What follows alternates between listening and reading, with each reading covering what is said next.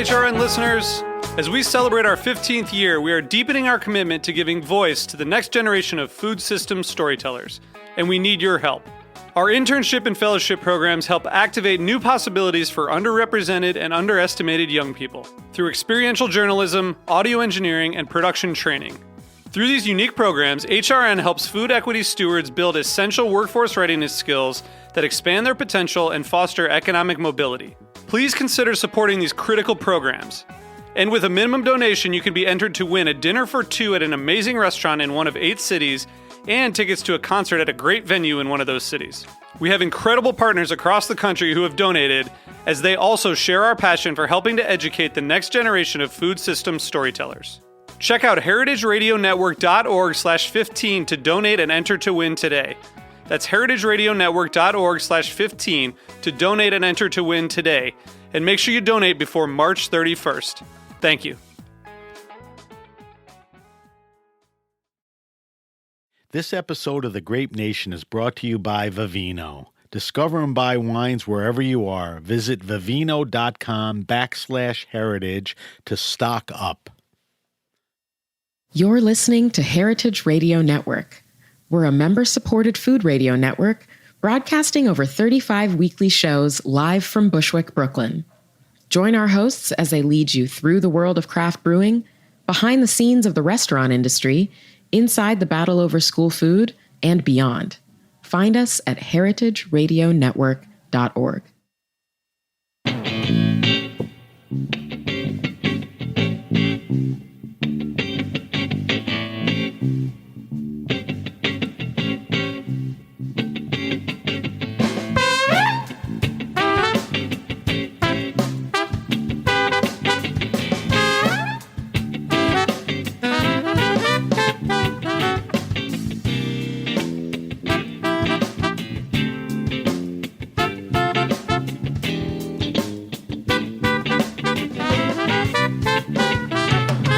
Welcome to the Grape Nation, your weekly wine journey. Our guest is Raj Vaidya.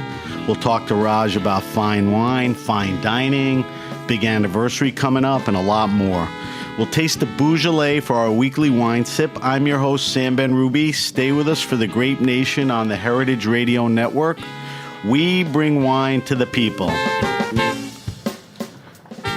Raj Vaidya grew up in a family obsessed with food and wine in Bombay, Singapore, and of all places, New Jersey. Raj cut his teeth in New Jersey, going from bacon bagels to pouring the finest Burgundies. He went on to work at some of the best restaurants in the country, including Crew, Per Se, Gary Danko, and Seeger's, while receiving his advanced certificate and diploma in wine. Raj is the head sommelier for Daniel Boulud's eponymous Daniel restaurant in New York City and oversees the wine program for the Dinex group, which is Daniel's restaurant group. Over at Daniel, he oversees 4 somms and a massive wine list at this legendary restaurant, which will be celebrating its 25th anniversary. Welcome to the show, Raj. Thanks for having me. Did I get that intro right? That was pretty good. All those places. All right, so let's talk about that. So let's not assume everybody knows everything about you. So I want you, because you have an interesting past, I want you to give us a quick background, because I think it requires time, but we don't want to take the whole show up. Naturally. About your journey in life and wine that got you ultimately to where you are, which is the Daniel Dinex group. Sure. Well, as you touched on, my family really loves food, and all of my memories, and I really only understood this in retrospect, all of my fondest memories about time with my family and growing up often had some food component to it. You know, we would go to a new city. My parents loved to travel, so we got to see quite a bit of the world. And everything was decided upon on the basis of one anchor, which was where are we having dinner or where are we having lunch, you know? And that informed me and informed my choices as I sort of made my way through life. I started working in restaurants when I came to the States. I was actually born in the States, but grew up in Asia. And when did you move states? I went to India when I was a toddler. Okay. Yeah. Arguably was born here for the purpose of the American passport. Okay. My parents were living in the States at Okay. the time, but had intended to move back. And when I got back, I was a teenager, and I didn't have a driver's license. The concept of driving a car, if you're a kid growing up in India or Singapore, is very far removed. Not like the States. Really? It's a scary place to drive. Even today, I'm not sure. I'm driving sure. to Bombay. You've tried to find employment when you arrived in the U.S. So that you can pay for your women fancy. And the only thing that I could find was either the pizzeria down the street or the bagel shop further down the street. I was ambitious, so I went to the bagel shop. Also, it seemed kind of like fun hours. It was bizarre. I would start working at 3 in the morning, you know, and work with this odd Polish man who never had a cigarette, not dangling out of his mouth, even as his arms were inside this 900+ degree oven. Anyway, working in restaurants started from there, and I ended up in the wine business somewhat backwards. Found an interest in wine, a love for wine. Actually left the restaurant business after I graduated college briefly, but realized that the path I'd chosen wasn't for me. So when I went back to the restaurant that I'd been working in, I said, can I have my old job back while I figure out my life? And my boss more or less said, well, I don't have your old job, but I need a sommelier. I said, well, I don't know that much about wine, so I'd love to learn about this. I'm up to the challenge. What do you think? He said, well, you better figure it out. Here are the keys. Wow. All the best. So I spent a big part of the early part of my career, and actually much of it, backpedaling out of pretense. Right. Right. I spoke to a group of sommeliers a couple of years ago and tried to explain that, and had maybe 35 people walk up to me afterwards and thank me for having said what they've thought for so much of their career. Too many people experience it. The notion of expertise in a field as complex as wine is pure and utter nonsense. But that's what it takes. And so I faked it until I made it. Clear up 2 things for me. When you came back to the States, family was... We were together in New Jersey. You all came back together? Yeah. My sister was at Rutgers Okay. Already, and she'd come ahead while we were still living in Singapore. So we ended up here collectively. And then you said, you got into wine and you pursued it. But what was... the family food thing was, but what was the time when you realized, okay, I'm going to do this wine thing? I started paying attention to wine as a waiter. Okay. A lot of the restaurants I worked in when I was getting started had things like cinnamon toast and bottomless cups of coffee on the menu. Many had jukeboxes in the smoking section.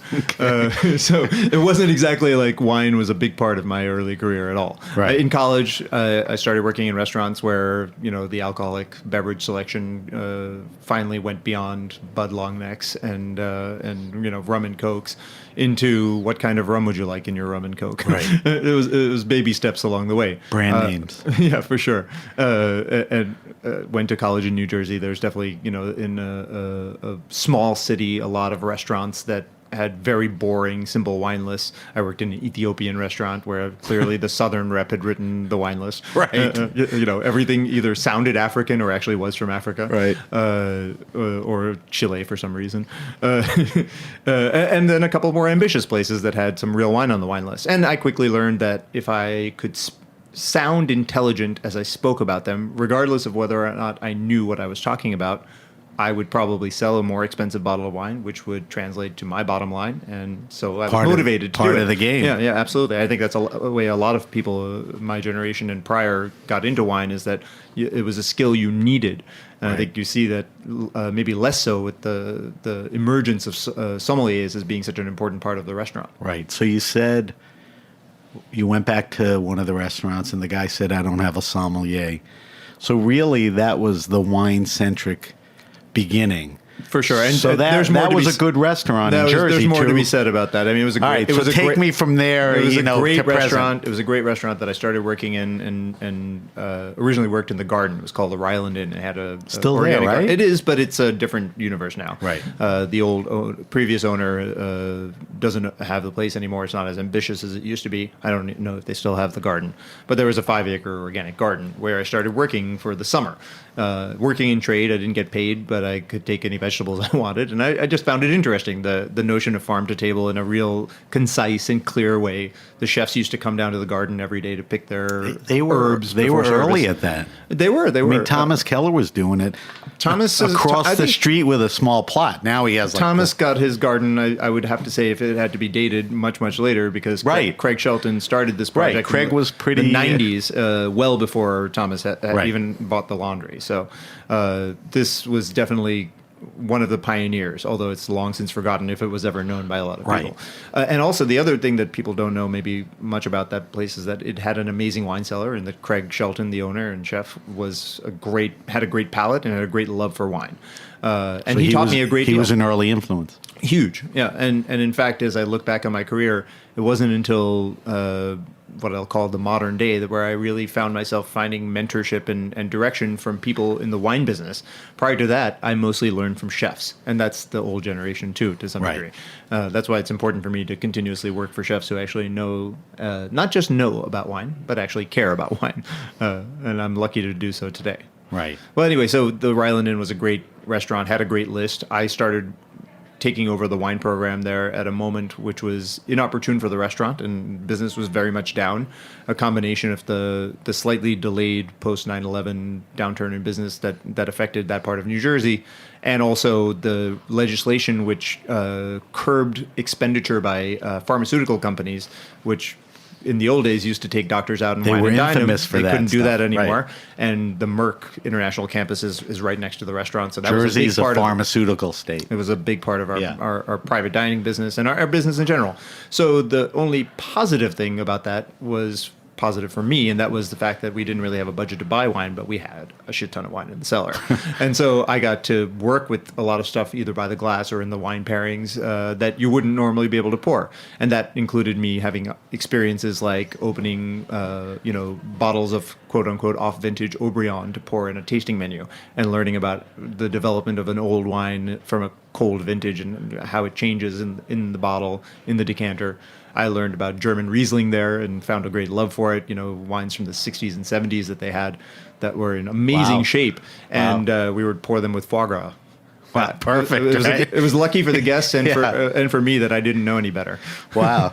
It's some pretty good exposure. So you leave Ryland after getting exposed to some good stuff in about 2004. Yep. And it's pretty much off to the races as far as pretty good places. For sure, but I spent some time traveling, actually. I worked for a winery in California briefly in hospitality, Robert Sinsky Vineyards. One of the few biodynamic. Yeah, certified biodynamic way back then, too. And great people, very nice wines.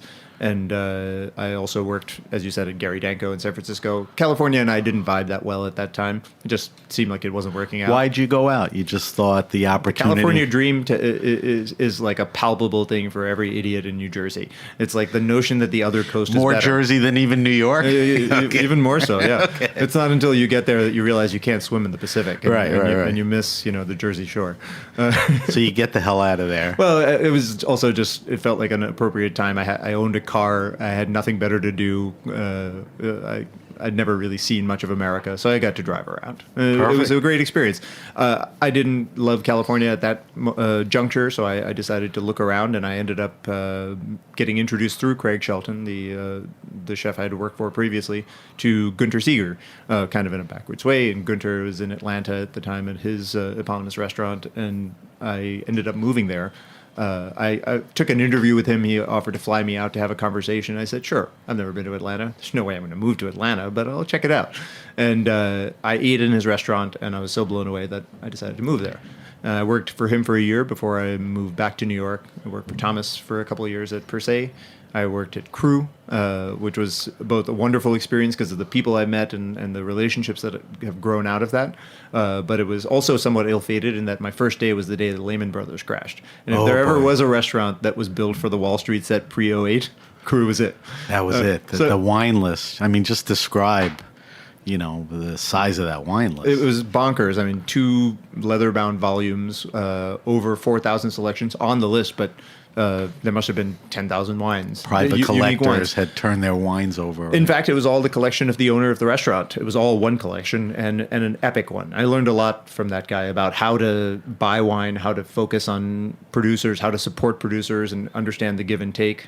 Things like you don't just buy only the best vintages from small growers. You have to support them and build them up and recognize that there's a place for all of their wines on the list, or find a use for it. It's more about supporting the guy, not just getting trophy wines. It's not a one-way street. This good is thinking, right? Especially with the small-time farmers. I mean, I've spent quite a bit of time visiting Burgundy, which was a big focus of their list at Cru, and Right. certainly is at Daniel. And man, they make so little wine, and you see the prices on some of these bottles here in New York. You go and visit the guy, you expect to see a Jaguar and a couple fancy watches, and if he got another €50, he'd probably go out, buy a nice new pair of short shorts, and bring you back change. Crazy. They're pretty humble people. So Did you leave Cru, or did Cru close while you were there? No, Cru was still open when I left. Again, the writing was on the wall, and the restaurant was Right. very busy. And so I had gotten word and wind, actually through Michel Couvreau, who I worked with at Cru, who's now Head Sommelier at Per Se for some years, wine Right. director at Per Se. He had heard through the grapevine, probably because he was approached for it, that Danielle was looking for a Head Sommelier for the flagship restaurant. And I thought that seemed like a perfect fit and a perfect opportunity. So lucky me. It took a little bit of conversation over the next few months, but I ended up starting to work at Danielle in May of 2009. So you're going on almost 10 years. 9 years this year, yeah. And not intimidated by a program or a list like that, because Cru... It was a tiny list compared to Cru. Right? I mean, that's Less than crazy. half. So you were more than exposed, prepared, and ready.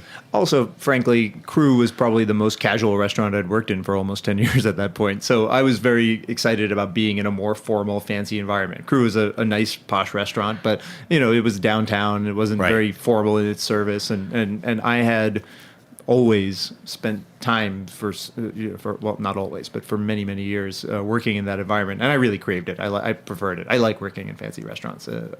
I would say Danielle is the epitome of what the definition of fine dining is, right? Danielle, the restaurant, I think, is very, very good at that. Absolutely. Yeah. And it's funny because Danielle, the And person, somewhat seamless. Danielle, the person, is almost, while being such an elegant and refined human, he's also such a down-to-earth, like, you can feel the farm boy aspect of him very closely as you get to know him. That trickles and that down. inspires in a great way the sort of honesty and realness of that restaurant. And that really appealed to me. So you get to Danielle 09. You're presently there. We'll get to Danielle because there's a lot to talk about. But while I have you here, I want to talk about a bunch of wine-related things and all that. I want to get your take. I'm curious. A guy like you that travels a lot, is exposed to one of the most prestigious lists. What is currently exciting you in the wine world today? And that falls under trends, regions, winemakers. I know you have to think about Danielle, that market, that wine list, but I know you don't just think about that. There are other... Absolutely. So tell me what's exciting you today. Well, to be clear, we have so many different kinds of restaurants in our group, so I am lucky in that I don't only have to work with fancy Keep wines. correcting me because I keep saying just Danielle. So that's okay. But that's a relatively new thing for me, and I'm really enjoying it because there was certainly a period where I didn't get to work with new, exciting regions and things like that. I'm a bit of a bore when it comes to my love of new, exciting regions. I think they're new and exciting to some people, but they often end up showing as classics. I think there's been a huge resurgence in interest in the Moselle Valley of late, especially the dry wines of the Moselle Valley, which are becoming better in quality. And I remember when this restaurant, which is to say Roberta's, right here, first opened. There was no Riesling to drink with the pizza, and the pizza was so good, and I was like, well, you gotta have Riesling. Right. It's just like perfect. And today it has like one of the great lists. Amanda was here, and now Hugh Crickmore, who continued. So there's been more interest, and I think that's been a huge boon. And the Moselle Valley is an amazing place. It's a Somm favorite. Places. I know, and pretty stereotypical. It is stereotypical. Well, I'm old. What can I say? You're not that old. I'm old. Fair You're enough. not that. Thank you. Nice brush off. Yeah, I know every sommelier says that they like Riesling, and the reason that they like Riesling is because it's the most accessible and it's at the same time the most, breathtaking or the easiest to pair with food. But for me, what I like most about the Mosel specifically, and I should say that, like, everyone loves Riesling. I'm not a huge fan, and I don't drink very much of Austrian Riesling. I respect it. I know what quality is, and I think that there are some great wines there. But I literally at this point probably own 2 bottles of Austrian Riesling in my cellar. I own 0 bottles of Gruner Veltliner. I have thousands of bottles of German Riesling. Don't like it. It's just not my bag. But the Mosel specifically is interesting. But just mention some other reasons, like Nahe, and there are different regions. There's a handful of famous. The Mosel area is particularly special to me because of that high wire act of acidity and ripeness. And then ripeness used to mean sugar, realistically, and it doesn't anymore. There are some producers I love from the Nahe, from the Rheinhessen, Rheingau even. It's not like I have no interest in those wines. But the Mosel is the sweet spot. Mosel is a special place for me. Another region I think is super interesting today, which got more attention than it ever has, probably, is the Savoie, the Haute-Savoie. There's really interesting wines, both white and red, that are starting to get my attention. And, it's not an area that I paid a lot of attention to in the past either. Savoie is in France? Exactly. North? It's actually eastern France. Eastern. So think of the foothills of the Alps and going up into the Alpine. Very interesting What type of grapes? Reds and whites? I have a preference for the whites, let's say. And the appellations, for example, of Chignan, I think is pretty interesting. There's a lot of diversity, and so you can't say that the whole region produces great wine because it's actually pretty big and quite varied. But the stuff that I'm tasting, I'm finding very interesting. I think that the most interesting place for like new expressions of wine that we've probably seen in the wine world in the last 10 years has got to be America and California specifically, because the world of California as a wine producing region at the quality level has changed so much. Right. And the conceptions of the regions and what they represent, what styles of wine should be made there, can be made there. In Santa Barbara area, and also on the Sonoma coast, even further north in Mendocino, it's changed so much, and I think there's some super interesting stuff going on. You and I were invited to a little talk that Dan Petrowski organized about the future of Cabernet. Totally, and to your point, I think the reason he asked is California is changing so much. To what you were saying, that is the old heavy cabs, the Colts. There's more restrained stuff.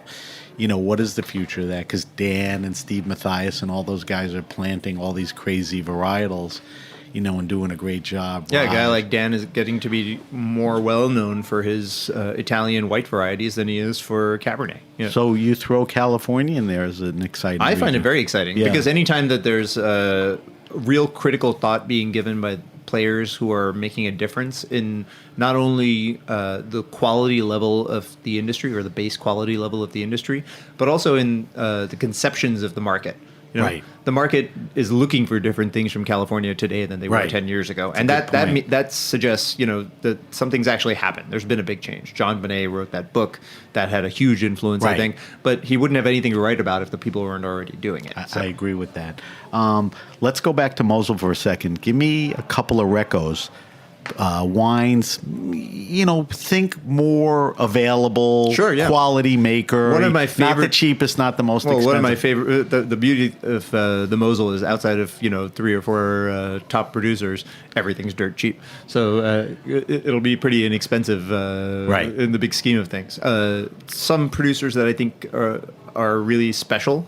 2 that I focus on quite a bit, and I like to drink their wines. Ulrich Stein, who's making very pure style of Riesling, really a bright person, a bright mind, not a young guy, but so open-minded, and has produced some of the more beautiful expressions. He makes Is it a newer winery, relatively, or it's been around? It's a very old winery. Okay. And Uli's probably approaching his 70s, if he's not already 70. I forget how old he is exactly, but he has the energy of Very cool. a kid. And the wine that I like quite a bit, especially on the more accessible in terms of quantity and also Right. price, is called, I think, the Blue Slate. It's so delicious. Blue Slate? Yeah, just a touch of sugar. That's the name of the wine. wine. So if you went into a good, Brooklyn wine store and said, "Do you have Blue Slate?" I think they'll it's know what probably you're easier to talking find about. in Brooklyn than most Yeah, places. well, Brooklyn's like ground zero for that type of stuff. Tell me, what about? Can you do the same for me for Savoie? Yeah, well, there's a producer known as Domaine des Ardoisières. That's the best pronunciation I can offer because I definitely can't spell it correctly. I'll look it up. I'm That's going to guess Ardioies or something. Sières. Something Or like maybe that. there's an R that there. sounds Okay. about right. Okay. I got turned on to these wines here in New York, and I was so impressed. Very saline, salty. They kind of play the fine line between an expression of like very pure Chablis or Chenin when it has that slightly savory edge, but very pure at the same time. You really get this ocean water sort of sense to it. So a good seafood, shellfish, Totally. perfect. You don't have to drink. Yeah, but it has muscat. enough texture for even richer dishes. Right, salmon or other pork. fishes and Yeah. all that. I'll post that. I was going to ask you, and I think you answered the question. Do the best worlds in the wines have to be the most expensive? And obviously Romani Conti, whatever. But there are delicious. There's and many delicious terrific options, yeah. wines, and I think if we had to think a little more, Riesling falls in that category. Savoie. Well, it's a sad truth about Riesling from the Mosel, if you really think about it. It is inexpensive, and that's kind of like a thing I can't help but mention in promoting it. But the reason it's inexpensive is kind of strange. It's Why? Well, they don't have a great place in the market, and so they're not in giant demand, and so they have this conception that they can only sell the wine for so many euros a bottle. There's vineyards in the Mosel that were considered amongst the top 5 or top 10 in the 18th Right. century that are not planted today. They've gone to shrub because there's no young people who want to work it. It's too hard to work. It's impossible to work with machinery. And at the end of the day, you work that hard and you can only sell your bottle of wine for, 6 or 7 crazy. euro. So it's a little bizarre. Is that marketing and organization and pushing up from the region? I mean, some places do better than others. I'm sure it's a lot of that. Yeah, It's also I mean, some of the German sensibility they of don't care. throwing more laws and new terms at it to try and fix the problem. All right, so one last thing to that. Wine's exciting you. So those two wines excite you. If you had to walk into, let's take Danielle because it's the biggest, most fancy. What's exciting there or different? I know there's Burgundies and there's Bordeaux and Daniel's from the Rhone, and you probably have to have the appropriate amount of maybe some whatever else. But what's the wine there that is exciting or you brought in, or is there one? Sure. I mean, well, I don't know how to answer that because I'm excited about all of the wines I put on the wine list. But I know you're excited about the great Burgundies and Bordeaux. Anything out of the Something box? off the beaten path. Yeah, Well, I guess that's what I'm asking. It's far from being a nouveau region, no pun intended, but Beaujolais is a big part of that. Good point. I'm a giant It's having fan. its time. I drink a ton of Beaujolais. Beaujolais is very exciting to a lot of people right now. People are paying more attention to Beaujolais than they ever have before. Also, the prices of the land and the prices of the wines are going up. It's getting into better esteem. Right. What you said earlier about in the world of wine, do the best wines have to be the most expensive? The answer is obviously no. However, I think that if great things become more expensive because they're great and they're in demand, then that's a good thing. Because as long as it flows in the right direction, the producers do better, can have a nicer life because they're producing something special. They make more people happy. I think it's a good thing. Yeah, I agree. I have no problem with wine becoming expensive when it's really great. Yeah, it deserves that, For sure. kind of path. Yeah, and then besides Beaujolais, I think on Danielle's list it could be tough because like I said, I love everything. I think we do a pretty cool job with sort of those off regions of France or the back roads. A lot of stuff from the Roussillon that's inexpensive but really delicious and pure. Very stony. So Provence. there's a perfect example of a classic restaurant with a classic list that will have some interesting wines. I mean, Totally. because of guys like you at the helm. All right, so those are all good ones. We're actually going to taste a Beaujolais towards the end of the show, and I want to get your take on it. Looking forward to it. Again, we'll talk about Daniel, the restaurant, and the group and all of that. But I just want to frame in the 10 years that you've been at Daniel and Dinex, what are some of the changes that you've seen, in the world of wine? In the world of wine, yeah. Yeah, and I'm like digging like women in wine, has that changed? Natural wines are a big deal, which is less of a big deal, maybe in your orb. But tell me, you're going on 9-10 years. What are, if you had to look back at the changes? Well, it's interesting to do that because it's only in retrospect that you see that there's gradations, and you feel like one thing's a trend, then it becomes a movement. Then Right. maybe it's still there 3 years later, Right. or maybe it's not. Maybe it was a trend after all. I think that there's definitely been a big movement away from the cult wines of California. There's still a group that drink them, for sure, and it's not something that's disappeared from Restaurant Daniel, for sure. But in the world of wine, I see that having kind of dwindled a little bit of interest, Right. and I think that California producers who are making You're a different buying style- less? Yeah, I You would say don't so. need to I don't need chase to, it. I don't need to chase it. The prices have kind of gotten out of whack because they've Right. continued to go up.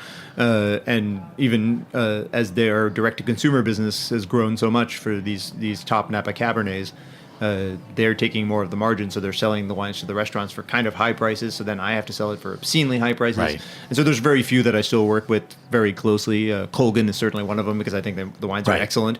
They've gotten more expensive, but they're also really damn good. So I feel confident about that. But then at the same time, an interest in sort of an old style of California has emerged, and I quite like that. People come in interested in wines from the 70s and 80s before the Like the an craze. old gravelly meadow. Diamond Creek's a Diamond big Creek or favorite something of like mine, that, yeah. which you might have known before you asked that question. Yeah. Well, I'm not sure I did, yeah. but that's a good example. Heights or something. Diamond Creek and Ridge are the wines I cut my teeth on early in the business. So I'm a huge fan, and those wines today are still inexpensive for the quality that they Right. exhibit. Women in wine is an absurd notion as a trend. That sounds like But a crazy idea, but I guess it's are not women getting their due in the business now? New York is a little no, easier. No, women are not getting their due in any business. Job, salary, treatment. The I whole had a deal, conversation with a young woman. I call her young, but she might very well be slightly older than me. But we're contemporaries, and she was in conversation about a position as a head sommelier with a group, and going back and forth in negotiation. And on one hand, I know that the person who had worked there before her, who was a man, was getting paid a lot more, and they were offering her much less. On the Crazy. other hand, I can also see that the Right? She restaurant had the skills, though? 100%, No doubt, right? 100%. But on the flip side, it's like the restaurant's probably not doing that well, and they figured out they were overpaying that guy. Right. At what point is it, completely even playing field? We're certainly not there yet. Do you see fair movement? I mean, good things towards that, or I think still there's- slow? I think it's pretty slow, but Yeah. my hopes are that it gets prodded along. Certainly, people are talking about things finally, Right. for the first time in my career, really, or at least talking about things openly, honestly, and being interested in being part of the benefits and the change. But it's a bit of a believe it when I see it. It's not very long ago. There's a kid who used to work for me who's like done pretty well for himself. He doesn't live in New York anymore, but he's got a nice following at his wine bar in the Midwest. And I remember I was hiring a woman to work alongside him. He was one of my sommeliers, was hiring her to be a sommelier. And his thought, he said, I hate to ask this, but like, can she break cases down? I was like, yeah, she can break cases down. She's a human being with muscle. She could probably kick your butt. Just even, this is only a few years ago. And Crazy. it's bizarre, but it's Yeah. Well, still very much in the dark ages. A selfless promo. June is Women in Wine Month on the Grape Nation, and all our guests every week are prominent women in wine. Fantastic. Because we like to give them a voice and hear what's going on. One last thing about looking back, and then we're going to take a break. I want to talk about Danielle and I want to do our wine list and taste some wine. But just give me a quick take on your take on natural wines. Cool. Personally, and I don't think it's an important thing at a restaurant or a group like yours. We have a lot of natural wines on the wine list. But some are naturally there. Right. They're not there because they're natural. I mean, and that's pretty much my take on it. I'm more interested in farming than I am in either sulfur marketing or philosophy. I think that farming is important. I think that clean farming, organic farming is important. I think that biodynamics seems to have a very positive effect on the vines and the wine that comes from it. Right. It could be because biodynamics makes better wine. It could be because the farmers have to spend so much more time in their vineyards in order to be effective at biodynamics. I'm not really sure. Right. But I have much more of an interest in that. I enjoy some wines with very low sulfur. I enjoy some wines with no sulfur. I have no hang-ups about wines with sulfur, sometimes a lot of sulfur. It doesn't bother me. Pure-Yves Colin makes some pretty, some beautiful wines with a high amount of sulfur, right. and I thoroughly enjoy them. Right. I tasted some Prieuré Roque wines yesterday that have 0 sulfur, and I thought they were fantastic. Right. So I'm not hung up on it. And I think that the genre or the movement towards natural wines is probably says more about our collective interest in what we're putting in our bodies than necessarily the philosophic bent of it. But obviously there is a very strong philosophic plan in place for some people who are involved in the movement. And that's the thing I'm probably the least interested in. Right. Like any movement, there's going to be people like that. We have a lot of wines that are natural wines or fall in that category. Some of the most famous wines in the world that farmers have been sustainable, natural, organic, growers or whatever. That we've, championed on the wine lists in our restaurants. But the reason is because either the people make great wine or because the wines themselves are great for some reason or the other. Steve Mathiasen was in last week, and basically he said it's just as important on the farm as it is in the cellar. Mm-hmm. And he's a big advocate of that. All right, Raj, we're going to take a break. We're talking to Raj Vaidya. Raj heads up the wine program for the Dynex Group, Daniel Boulud's restaurant group, and he's the head sommelier at Daniel's restaurant in New York City. When we come back, we're going to talk about Restaurant Daniel, their 25th anniversary. We're going to subject Raj to the wine list, and we're going to taste the little wine. So you're listening to The Grape Nation. We'll be right back.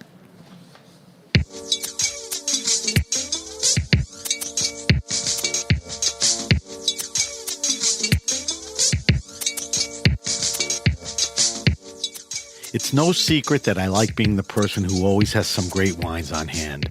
When I know I've got a few bottles hanging around the kitchen, I feel like I'm ready for anything.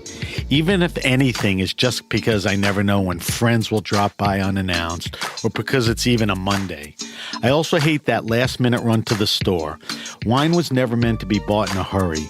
It's funny how we have so much patience growing the grapes, aging the wine, only to feel pressured when you're staring at the shelf. I use Vivino to scan and keep track of my favorites, but lately I've been stocking up through their web store. They have the best prices and largest online wine inventory, but can also give you personalized recommendations based on bottles you've liked in the past. And I use their premium service for unlimited free shipping. That's an extra bottle's worth of savings on every order. Plus, they have a 30-day free trial. I just grab a few at a time and save them for when the right moment rolls around. You never know when that'll be. Visit vivino.com/Grape Nation to stock up.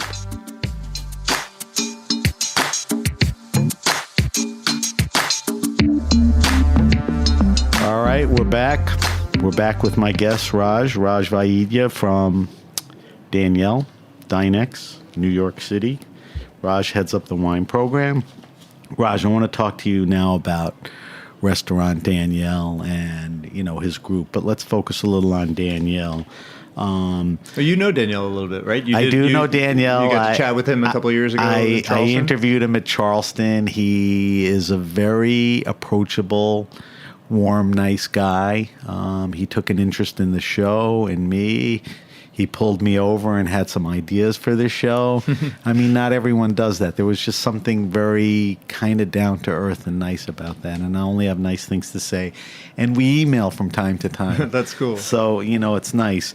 And the nice thing is that his restaurant, where you spend a lot of time, is celebrating its 25th year, which is a big effing deal for the category, let alone New York fine dining and all that. A restaurant that's been in existence for 25 years in New York is a big deal. A restaurant that's been a serious success for that period of time is another story altogether. But I think that Daniel, the human, and the restaurant have become really an institution in New York. But it should be noted that the first time I met Danielle was in probably 2001 or 2002. Before you interviewed? Years before. Right. I went to the restaurant for dinner with my sister. My sister had a fancy enough job that she would take me out to fancy dinners in New York. We love food, as I mentioned earlier, as a family, but my sister and I would be willing to spend more of her money, not my money, right. on fancy meals than our parents. Yeah, she had a real job, exactly. Right. So we went to Danielle, and even the first time I met him, he came over and chatted. I was working at the Ryland Inn at the time, or maybe I just left, and he engaged so honestly and so truly that at the end of the interaction, there was no sense that it was contrived or fake in any way. He genuinely connected, and that's something that means a great deal to me, and it's so not true common. of him. It's not common in this world in general. It's definitely not very common in the restaurant business, in the so-called hospitality industry. There's a lot of masks that are worn a lot of the time. There's a lot of pretense, and there's a lot of snootiness and sort of exclusionary activity. But Danielle, and I'm guilty of that probably a lot of the time too, but Danielle is the opposite. It trickles down, and I'm sure you grab a little of what he's throwing out. Absolutely. And it's an inspiration to work with the man every day, to be honest with you, because not only is he a real person, and not only does he really genuinely care not only about his staff, but about his customers, his guests, about his restaurants, but also about his family and the extension of all of that, the energy that he puts out there. He also is the chef who I think today, amongst the great chefs, there's many people who are interested in wine, some who like specific wines, some who engage in wine in different ways. But there's no other chef in America, at least, that I'm aware of. You've been around. Who knows as much about wine as he does, loves wine as much as he does, and makes it a part of his life. And Daniel likes to tell the story of how, as a kid, growing up in the farm just outside of Lyon, his job was to go down to the cellar and fill up the jug from the barrel of wine that was sitting down there. So it's crazy. Perfectly natural. It's been part of his culture, his life, since he was a little kid. I probably had my first glass of wine, when I was like 18 years old. Right. and I'm pretty sure it was more correctly pronounced wine as opposed to wine. Right. It definitely came out of a jug. Look where he came from. I mean, that was kind of ground zero for wine. What, does he have a preference? I know he probably would love to taste everything, has tried it. But I mean, if he's pulling a bottle himself, if Daniel's pulling a bottle himself, and it's for a weeknight or a drinking festival, it will be Beaujolais. It will be Beaujolais. Beaujolais was the local wine when he was growing up, and he has a real love for it. Never gave it up. Oh well, why would you? I think it's better than it was when he was a kid, for sure. Wow. Or at least when he was a teenager. Let's put it that way. But he also has a great love of the classic wines of Bordeaux. Chateau Haut-Briand is one of his favorites. He really loves Burgundy, and he loves the people of Burgundy, Volnay, the wines from Dangerville. He often talks about them and thinks about them. And then the Northern Rhone, which is the other close neighbor to the homeland, and specifically the wines from Cornas and Hermitage, the wines of Chave. He's a great lover of those. Great stuff. So you do the wine buying at the restaurant. When you do that, you're like, all right, let me get a little more of this because he likes that, or that doesn't play into it? Well, let me have enough Dangerville in the house, because I make sure we have enough Dangerville in the house because we need enough Dangerville. But if he ever needs a bottle of wine, he knows where to look. So I think, 25 years, the way you described Danielle, I think all those aspects are the reason that the restaurant's been around, and, the way he connects with staff, customers, his passion for the food. It's a sense of generosity. That's really what it comes down to. He's a very generous person. All right, so talk to me. Let's stay with Danielle, the restaurant. Talk to me, because it's a incredible wine program there.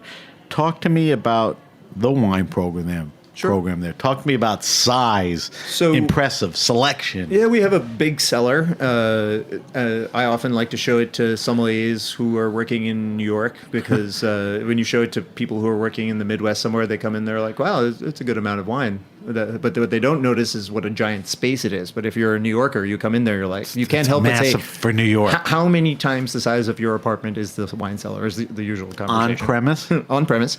We aren't using any offsite storage at the moment, but restaurant group wide, we have in the past. It's big, and that's helpful because we buy a lot of wine. We are able to buy Burgundy on release, which is vital because the quantities available are minute, and also because the prices tend to escalate quite quickly after that. And then age them for a few years before we put them on. So 2011s are starting to the top wines from 2011 are on the wine list Coming of Daniel, to the table. The 12s and 13s and 14s are in the cellar aging. We have the ability to buy big quantities of very nice wines from Bordeaux, for example, which is very important because we have a big Bordeaux list and a big Bordeaux-loving customer base. I have a preference for a classic style, so I tend to like the wines really 90s and back, or prior to the 90s. Although, obviously, we have to have So those are something for vintage everybody. years, 90s and back. We talked about it off air a little.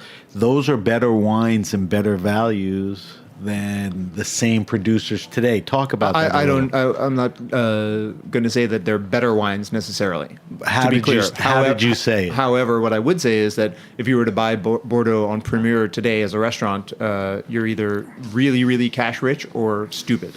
Okay. And the reason is simply that you can buy wines from the 70s. You can. Well, I try. Okay. You can buy wine from the 70s and the 80s cheaper than you can buy current release Bordeaux. And it's very difficult to taste Bordeaux and know what you're getting once the bottles are finished, because if you go to the en primeur tastings, you're definitely tasting samples of some barrels. But these are productions sometimes of wines of hundreds of barrels, maybe even thousands of barrels. So what you're really getting in the bottle could be quite different than what you taste. Right. What touches do you think you've put on the list since your tenure there? Well, the big difference between my predecessor and myself was a focus on Burgundy, and it might have honestly been. You focus more on Burgundy? I focus more on Burgundy. It could be said that it's because I love Burgundy, which I do, but it could also be said as a matter of habit, which coming from Cru, Burgundy was borderlining on religion. And so we've expanded the selection quite a bit. No pushback from the clientele. No, like why we were is ahead all of this that trend. Burgundy here? We were ahead of that Okay. trend, and Burgundy exploded. And when it did, at least for a little while, we probably had the best list in town because I just kept buying everything, and I had access to everything, and not everybody was buying wines like that. I mean, obviously the top blue chips, it's a different story, but even producers like D'Angeville, where I had up until recently, I still have some 2010s in the cellar that we never put on the list. But today they're trading, crazy, exponentially higher than what we bought them for. It cost us money to age them that long, but we're able to get return on that investment because of having been ahead of the game a little bit. Crazy. That, and also I'd say these fringe areas, focus on Northern Rhone, which Jean-Luc Ledoux, who was the head sommelier, rest in peace, indeed, many years back, definitely had brought a lot of those wines to the New York market for the first time. But there wasn't as much of a focus when I got there, and we've expanded that. Right. German Riesling obviously has become a thing. Luckily, it's still kind of a low investment point, so it's not too much cash getting tied up and in not take a lot of crap for it. We use it a lot whatever. in wine pairings because it's good with the food, but you have to do some convincing. Right. All right, talk some somm stuff with me. Do you do wine education with your staff? I mean, do you really need to sit down? For sure. With my sommeliers directly, I used to do a little bit more hands-on, but now I've actually taken... For the group? For sure, for the group, and even for the service staff, we do trainings periodically.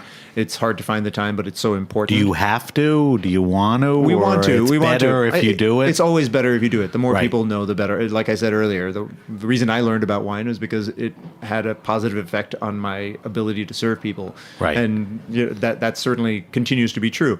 Now, what I have picked up, and this was, I give credit where credit is due. I learned this from a great sommelier I've worked with a few times, John Slover, who runs the the group.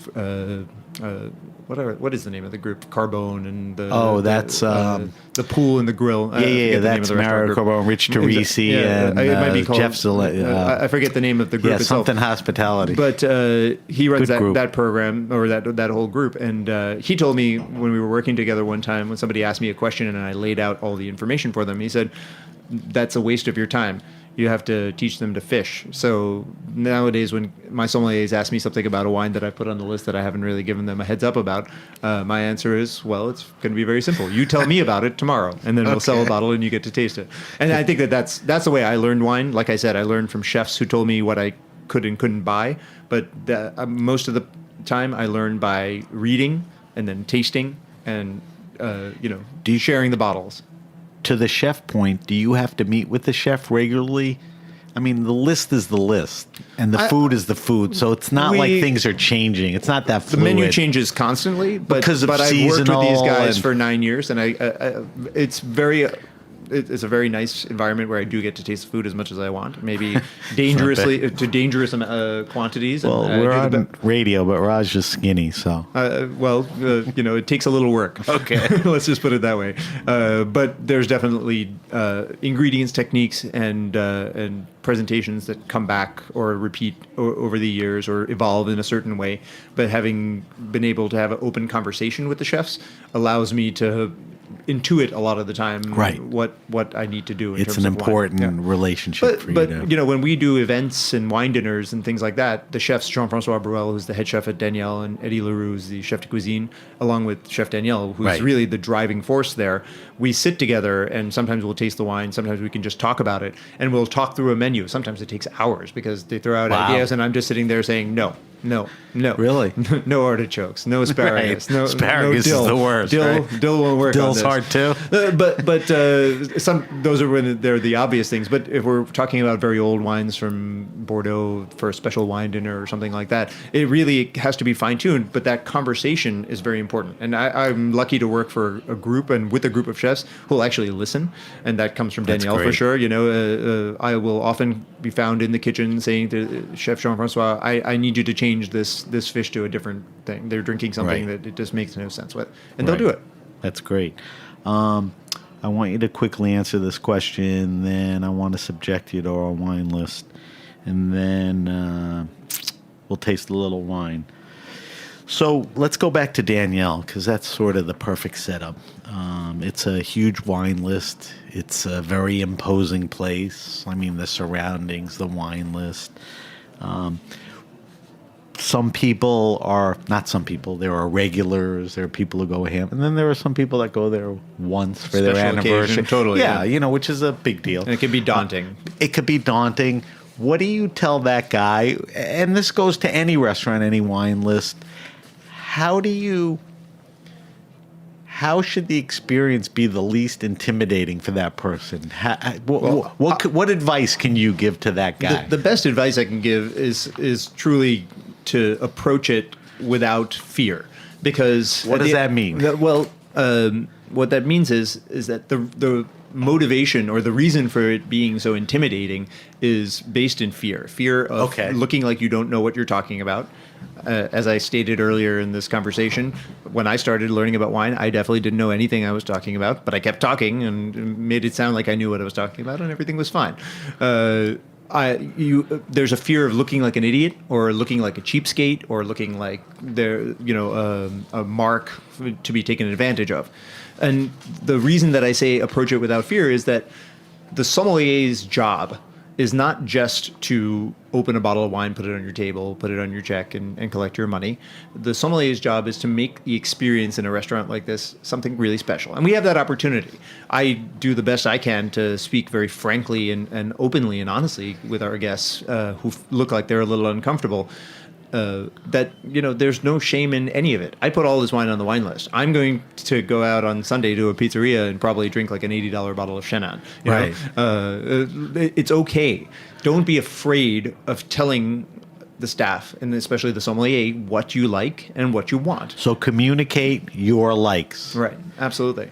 But approach it without trepidation. You know what Right. you are actually in Don't charge. BS. Here's Exactly. what you're actually in right. charge. Don't What tell you- them what you think they want to hear. We're actually here to bring to you what it is that you want, the reason that you're here. And so you shouldn't have any trepidation about being very clear in stating what that is. How much you want to spend, what type of wine you like, what type of wines you don't like. If you don't know how to explicitly state that, if you feel uncomfortable with wine terminology, just tell us Describe. what specific wines they are. Because very often we'll know one or two of them and we'll get an idea from that and be able to extrapolate into what you like. That's what we do.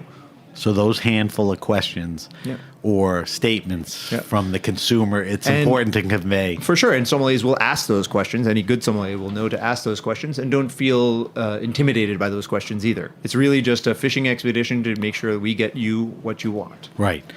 All right. So that's good advice. We got to wrap up soon, but I want you to buzz through my wine list. I'm going to ask you a handful of questions. You don't have to dwell on them. Curious, what you're thinking and drinking.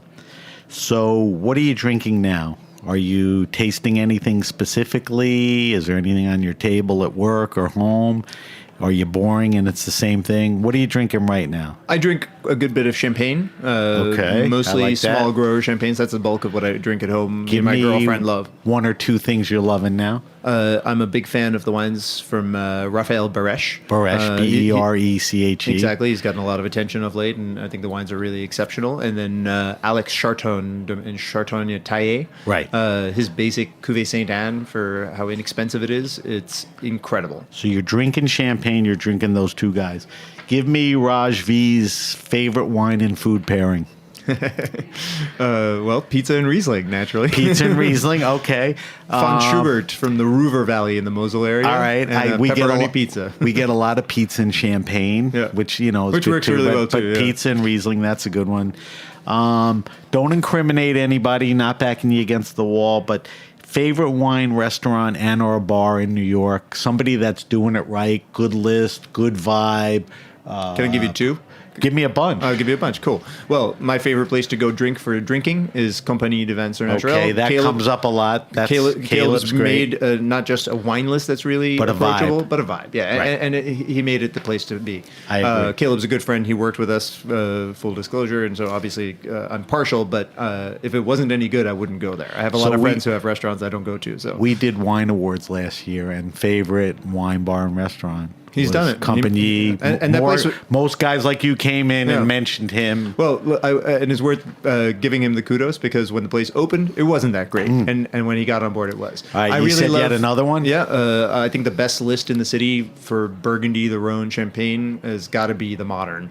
What Michael Engelman has done there, maybe 5-6 years ago when I had access to these two private cellars and I was just like pumping through the best old wine at the cheapest prices, I might have been better. But today, I've got to say the Moderns list is killing it, and he's a force. I agree. Full disclosure, I'm going there for dinner tomorrow night. I'll So hopefully report you get back. a discount now.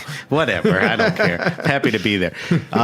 Give me Raj's favorite all-time wine. Is there? It doesn't have to be the most expensive or the most famous, but what's favorite? Jerome Prevost Le Closerie. Wait, we Le gotta Béguin. go. Jerome Prevost.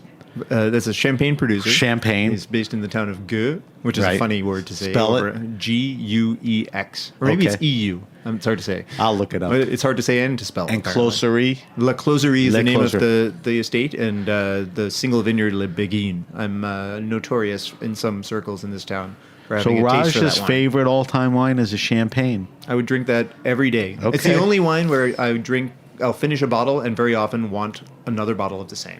And that says a lot. That's a good sign. All right, last question, and I think you're capable of answering this. We ask our guests this. Best wine around $15-20 retail.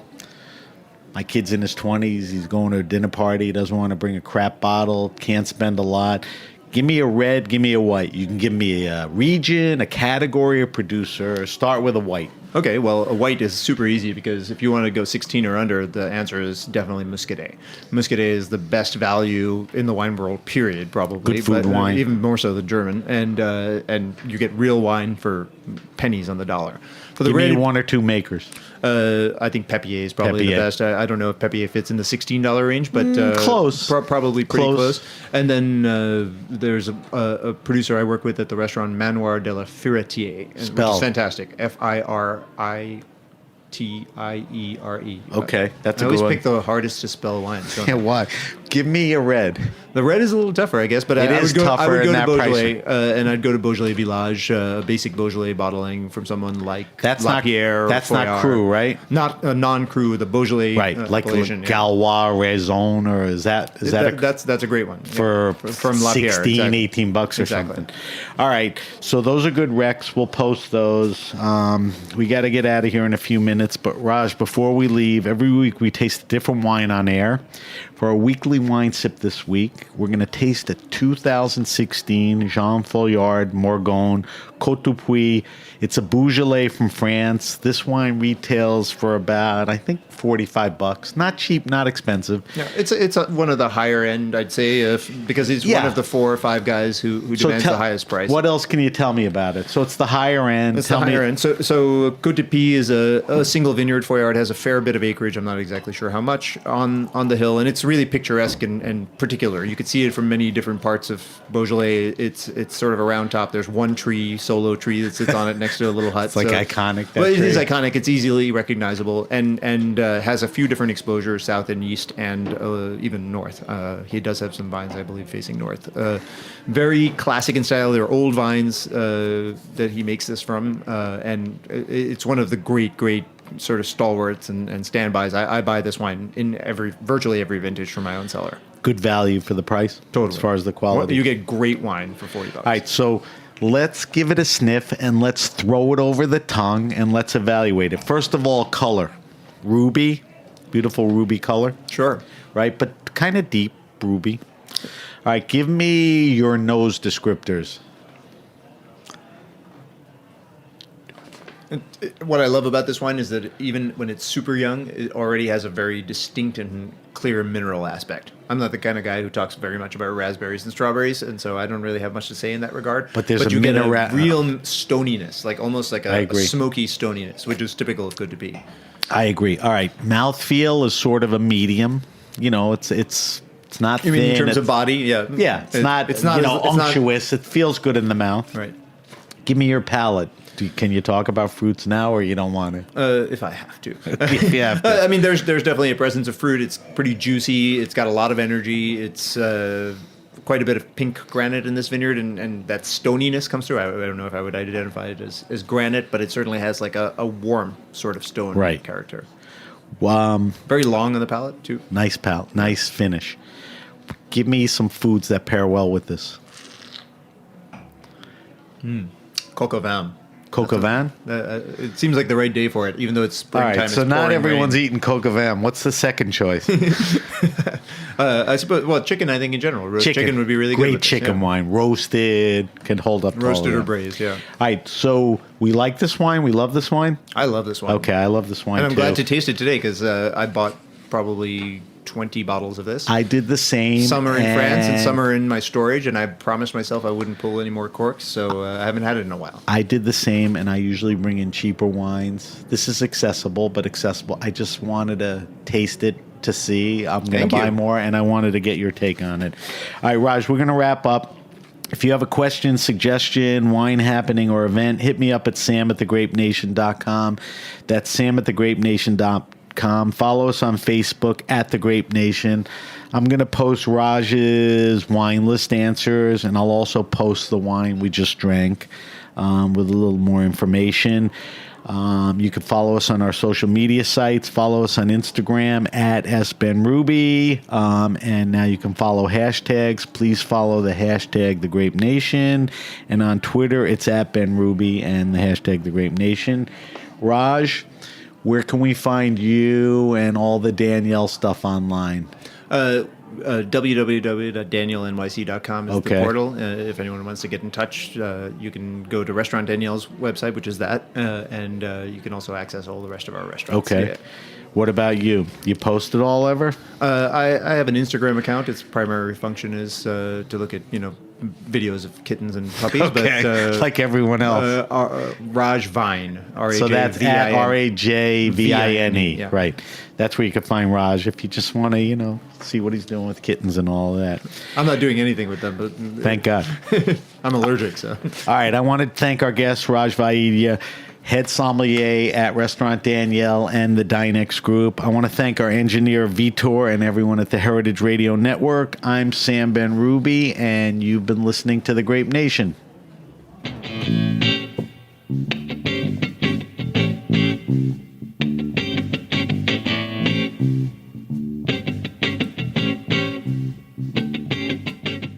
Thanks for listening to Heritage Radio Network, food radio supported by you.